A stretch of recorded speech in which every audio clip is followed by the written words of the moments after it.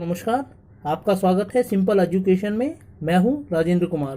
दोस्तों, आज की इस वीडियो में हम लोग बात करने वाले हैं चाइल्ड डेवलपमेंट के एक महत्वपूर्ण सिद्धांत, सूचना प्रसंस्करण सिद्धांत या इंफॉर्मेशन प्रोसेसिंग थ्योरी के बारे में। दोस्तों, सिंपल एजुकेशन चैनल के माध्यम से हमने अब तक चाइल्ड पेडागोजी के जितने भी सिद्धांतों का अध्ययन किया है, उनमें ये एकमात्र सिद्धांत ऐसा है जिसमें कंप्यूटर आधारित पद्धति का प्रयोग किया गया है। यह एकमात्र ऐसा सिद्धांत है जिसमें जो पूरी तरीके से कंप्यूटर मॉडल पर आधारित है। दरअसल इस मॉडल का इस्तेमाल दूसरे विश्व युद्ध के दौरान अमेरिका द्वारा किया गया था, तो इस सिद्धांत की अपनी एक ऐतिहासिक पृष्ठभूमि है। इसीलिए इस सिद्धांत में जाने से पूर्व मैं चाहूंगा कि हम लोग इसकी ऐतिहासिक पृष्ठभूमि के बारे में थोड़ा सा जानें। दोस्तों, जब दूसरा विश्व युद्ध शुरू हुआ था, उस समय अमेरिका ने युद्ध में आधुनिक हथियारों का इस्तेमाल किया था और जो लड़ाकू विमान थे, हवाई जहाज, उनका बड़े पैमाने पर इस्तेमाल किया गया। इसीलिए अमेरिका को ऐसे दिमागों की जरूरत थी जो आसमान से अपने दुश्मनों को खत्म करने के बारे में कुछ ही सेकंडों में निर्णय ले सकें। और उस निर्णय के लिए उन्होंने जिस सिद्धांत का इस्तेमाल किया उसे इंफॉर्मेशन प्रोसेसिंग थ्योरी कहा जाता है, क्योंकि ऊंचाई से अपने दुश्मन के ठिकानों को देखना और कुछ सेकंड में ही उनको नष्ट करने के बारे में रणनीति बना लेना कंप्यूटर के माध्यम से ही संभव था। इसीलिए इसमें जिस मॉडल का इस्तेमाल किया गया है वह पूरी तरीके से कंप्यूटर पर आधारित है। तो चलिए दोस्तों, अब हम अध्ययन करते हैं सूचना प्रसंस्करण सिद्धांत या इंफॉर्मेशन प्रोसेसिंग थ्योरी का। दोस्तों, अभी मैंने आपको बताया कि यह एकमात्र ऐसा सिद्धांत था जिसने अपनी शब्दावली वोकेब्युलरी प्रत्यक्ष रूप से कंप्यूटर से प्राप्त की थी। और कंप्यूटर का जो काम होता है वो 3 तरीके का होता है। सबसे पहले गैदरिंग इंफॉर्मेशन, यानी कि जो सूचना है उसको एकत्रित करना।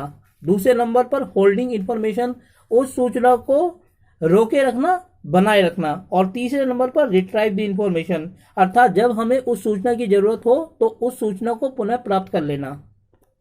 यदि हम चित्र के माध्यम से इस सिद्धांत को समझने का प्रयास करें दोस्तों, तो सबसे पहले सेंसरी मोटर स्टेज है, उसके बाद वर्किंग मेमोरी है और उसके बाद लॉन्ग टर्म मेमोरी है। ये जो पूरा सिद्धांत है 1 से 3 मिनट के ध्यान देने से आरंभ होता है और उसके बाद आखिर में यह लॉन्ग टर्म मेमोरी में जाता है। जो भी सूचना हम प्राप्त करते हैं तो कैसे ये सूचना प्राप्त की जाती है और कैसे लॉन्ग टर्म मेमोरी तक इनको पहुंचाया जाता है, इसके बाद हम इस बात का अध्ययन करेंगे। दोस्तों, कोई भी सूचना जो हम प्राप्त करते हैं वो सेंसरी मोटर से स्टार्ट होती है और यह जो अवस्था है इसमें जो हम सूचनाएं या जानकारियां प्राप्त करते हैं वह इंद्रियों के माध्यम से करते हैं। इसीलिए इसको सेंसरी मोटर कहा जाता है, मेमोरी कहा जाता है। इसके अंतर्गत दोस्तों जो भी जानकारी होती है वो हमारे दिमाग में सिर्फ 1 से लेकर 3 सेकंड तक रुकती है। और 1 से लेकर 3 सेकंड तक जो जानकारियां हमारे दिमाग में रुकती हैं वो केवल वही जानकारियां होती हैं जो हमारे लिए प्रासंगिक हैं। बाकी की जो जानकारियां हमारे लिए अनुपयोगी हैं उसको हम लोग छोड़ देते हैं, उसके ऊपर कोई ध्यान नहीं देते।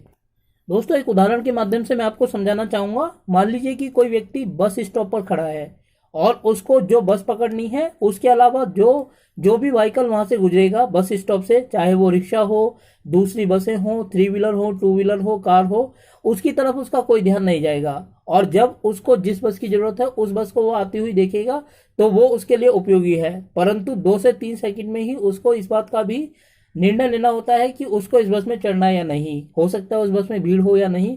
तो 1 से 3 सेकंड तक जो सूचना है हमें अपनी ज्ञानेंद्रियों के माध्यम से प्राप्त होती है, वो इस सेंसरी मेमोरी में आकर रुकती है।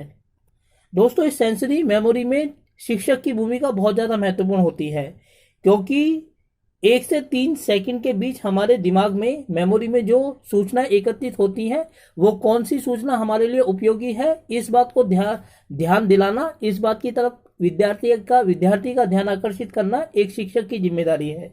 इसीलिए शिक्षक इस बात में सहयोग प्रदान करता है बच्चे को कि कौन सी जानकारियां उसके लिए उपयोगी हैं जिसके ऊपर उसका ध्यान दिया जाना चाहिए। उदाहरण के लिए जब बच्चे किताब पढ़ते हैं और टीचर कक्षा में होता है तो जब भी कोई महत्वपूर्ण बात आती है शिक्षक बोल देता है कि इस लाइन को अंडरलाइन कर लीजिए।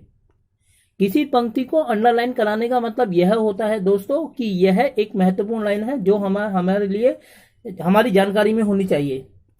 दोस्तों, इस लर्निंग इंफॉर्मेशन प्रोसेसिंग थ्योरी के अनुसार दो लोगों के बीच मुख्य अंतर इसी बात को लेकर होता है कि उन्होंने सूचनाओं का चयन किस प्रकार किया है।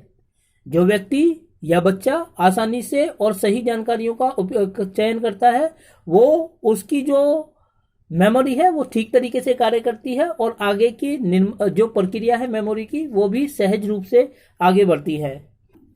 दोस्तों, सेंसरी मेमोरी से हमें जो जानकारियां या सूचना प्राप्त होती है, उसके बाद यह सूचना हमारी वर्किंग मेमोरी में जाती है और इस वर्किंग मेमोरी में वह सूचना 20 से लेकर 30 सेकंड तक टिकती है। यह एक एक्टिव प्रोसेसिंग मेथड है दोस्तों और स्वचालित है। मतलब जो सूचना हमने ज्ञानेंद्रियों के माध्यम से प्राप्त की है वो 20 से 30 सेकंड के लिए हमारी वर्किंग मेमोरी में जाएगी और इस वर्किंग मेमोरी में भी जो सूचना या जानकारी हम प्राप्त करते हैं अपनी ज्ञानेंद्रियों के माध्यम से, वो उसमें शिक्षक की भूमिका बहुत महत्वपूर्ण होती है।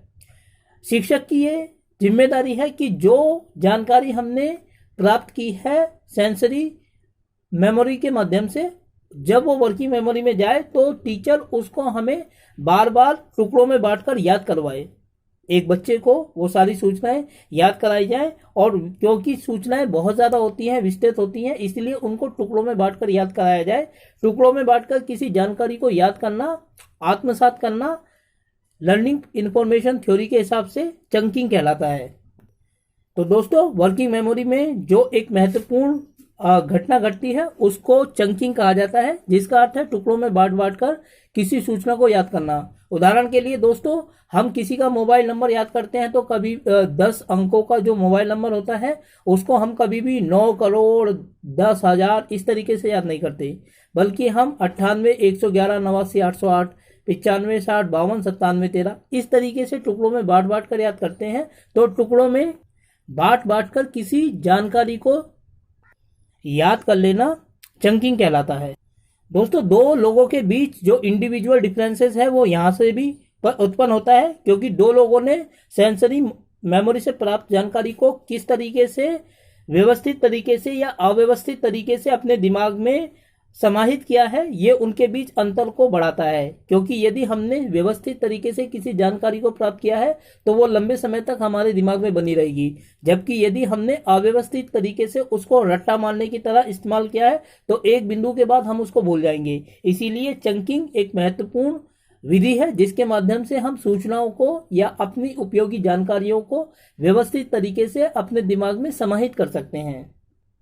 दोस्तों, वर्किंग मेमोरी के बाद वही सूचना आगे लॉन्ग टर्म मेमोरी में जाती है और जब कोई सूचना जिसे हम अपनी सेंसरी मेमोरी से ग्रहण करते हैं उसके बाद वो वर्किंग मेमोरी में जाती है और वर्किंग मेमोरी से जब कोई सूचना हमारी लॉन्ग टर्म मेमोरी में जाती है तो वहां जाकर उस सूचना के साथ 2 या 3 बातें होती हैं। दोस्तों, लॉन्ग टर्म मेमोरी में आकर जो सूचना हमने प्राप्त की है वो विस्तृत हो जाती है और वो विस्तृत इसलिए होती है क्योंकि वो हमारे पहले के अनुभवों के साथ जुड़ जाती है और हम उसमें अपने खुद के अनुभवों को भी जोड़ देते हैं। इसीलिए 1 से 3 सेकंड के बीच जो जानकारी हम प्राप्त करते हैं अपनी ज्ञानेंद्रियों के माध्यम से, लॉन्ग टर्म मेमोरी में आकर वो बहुत ज़्यादा विस्तृत हो जाती है। उसके बाद हमारा दिमाग उसको ऑर्गेनाइज करता है। ऑर्गेनाइज करने का फायदा यह होता है दोस्तों कि हम उसको व्यवस्थित तरीके से अपने दिमाग में समाहित कर लेते हैं और एक लंबे समय तक वो जानकारी जिसे हमारे दिमाग ने ज्ञानेंद्रियों ने 1 से लेकर 3 सेकंड के बीच ग्रहण किया था वो लंबे समय तक हमारे दिमाग में टिकने के लिए तैयार हो जाती है। जबकि यदि हम उसको अव्यवस्थित तरीके से याद करते हैं वर्किंग मेमोरी में तो लॉन्ग टर्म मेमोरी में वो थोड़े देर के बाद ही भुला दी जाती है। इसीलिए जानकारियों को, सूचनाओं को व्यवस्थित तरीके से ग्रहण करना बहुत ज़रूरी है इस इंफॉर्मेशन प्रोसेसिंग थ्योरी के अनुसार। इसके अलावा दोस्तों, इसमें कॉन्टेक्स्ट भी बहुत ज़्यादा महत्वपूर्ण होता है, क्योंकि जो भी जानकारी हम अपनी ज्ञानेंद्रियों के माध्यम से प्राप्त करते हैं उनका कॉन्टेक्स्ट या उनका जो संदर्भ है वो भी अपने आप में महत्वपूर्ण होता है, क्योंकि संदर्भ के साथ जोड़कर हम किसी भी जानकारी को बहुत बेहतर तरीके से आत्मसात कर सकते हैं। उसके बाद दोस्तों, अंतिम चरण में यह होता है कि जब ये सारी मेमोरीज से होने के बाद कोई जानकारी हमारे दिमाग में आ जाती है तो उसके बाद हम अपनी पूरी रणनीति के ऊपर पुनर्विचार करते हैं।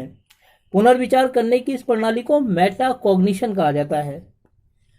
इस मेटाकॉग्निशन के अंतर्गत हम देखते हैं कि यदि हमें अपनी रणनीति में कुछ बदलाव करने की जरूरत है, जो जानकारी हमने अपने दिमाग में समाहित की है उसमें कुछ परिवर्तन करने की जरूरत है, तो उसको हम परिवर्तित कर देते हैं और इस प्रकार हम चयन करना आरंभ कर देते हैं। दोस्तों, अगर इसको दूसरे विषय से जोड़कर देखा जाए तो इसके अंतर्गत यह है कि सबसे पहले 1 से 3 सेकंड के अंतर्गत किसी भी लड़ाकू विमान के पायलट को यह डिसीजन लेना होता है कि उसको कौन से जो बंकर है उसको तबाह करना है, और उसके बाद जब यही उसका निर्णय वर्किंग मेमोरी में जाता है तो वो थोड़ा सा और विस्तृत हो जाता है और उसके बाद ये लॉन्ग टर्म मेमोरी में जाकर उसको नष्ट कर देता है। और मेटाकॉग्निशन के अंतर्गत वो अपनी द्वारा 1 से 3 सेकंड के अंतर्गत जो निर्णय लिया गया है उसके ऊपर पुनर्विचार करता है, और ये सारा कार्य उसको इतनी जल्दी करना होता है कि ये कुछ ही सेकंडों की बात होती है। इसीलिए इसमें जो मॉडल तैयार किया गया है इंफॉर्मेशन प्रोसेसिंग थ्योरी में,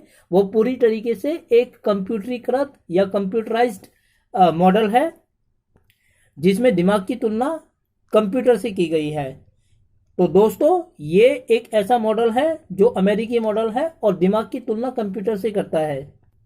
इस थ्योरी के सवाल मुख्य रूप से सीटेट की प्राथमिक स्तर की परीक्षा में पूछे जाते हैं, लेकिन कभी कभी ऐसा भी होता है कि जो सेकेंडरी स्तर की सीटेट परीक्षा है उसमें भी इससे कुछ सवाल पूछ ले जाते हैं।